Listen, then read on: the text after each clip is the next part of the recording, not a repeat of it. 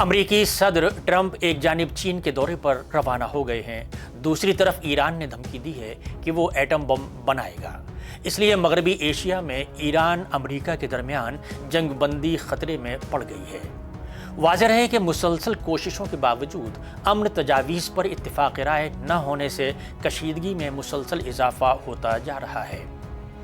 امریکی صدر Donald Trump نے پیر کے روز ایران کی تجویز کو مسترد کرتے ہوئے اس بات کا اشارہ دیا کہ جنگ بندی اب شدید مشکلات میں ہے اور یہ زیادہ دیر تک نہیں چل سکتی، جس سے خلیجی خطے میں ایک نئے تنازع کا خدشہ پیدا ہو گیا ہے۔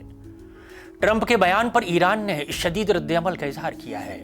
تہران نے کہا کہ وہ اب بھی مذاکراتی حل چاہتا ہے، لیکن اس کی انگلی ٹریگر پر ہے۔ ایران نے خبردار کیا ہے کہ اگر وہ دوبارہ حملہ کیا گیا تو وہ جوہری بم بنانے سے پرہیز نہیں کرے گا۔ اسی دوران ایران نے آبنائے ہرمز پر اپنا اسٹریٹجک کنٹرول بڑھا دیا ہے۔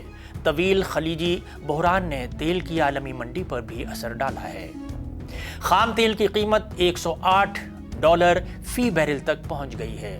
ادھر امریکہ نے ایران کی حمایت کرنے والے افراد اور کمپنیوں کے خلاف نئی پابندیوں کا اعلان کیا ہے۔ ایران کی امریکہ کو خبر ایجنسی رائٹرز کے مطابق ایران کی پارلیمانی قومی سلامتی اور خارجہ پالیسی کمیشن کے ترجمان ابراہیم رضائی نے ایکس پر لکھا کہ اگر ملک پر دوبارہ حملہ کیا گیا تو ایران یورینیم کی افزودگی کو 90% بڑھا سکتا ہے، جو کہ ہتھیاروں کے درجے کی سمجھی جاتی ہے۔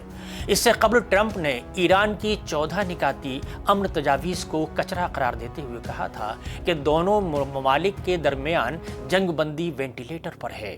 اسی طرح چینی ایجنسی زنہوا کے مطابق ایرانی پارلیمنٹ کے اسپیکر محمد باقر قالیباف نے بھی خبردار کیا ہے کہ ملک کی مسلح افواج کسی بھی جارحانہ کارروائی کا مناسب جواب دینے کے لیے پوری طرح تیار ہیں۔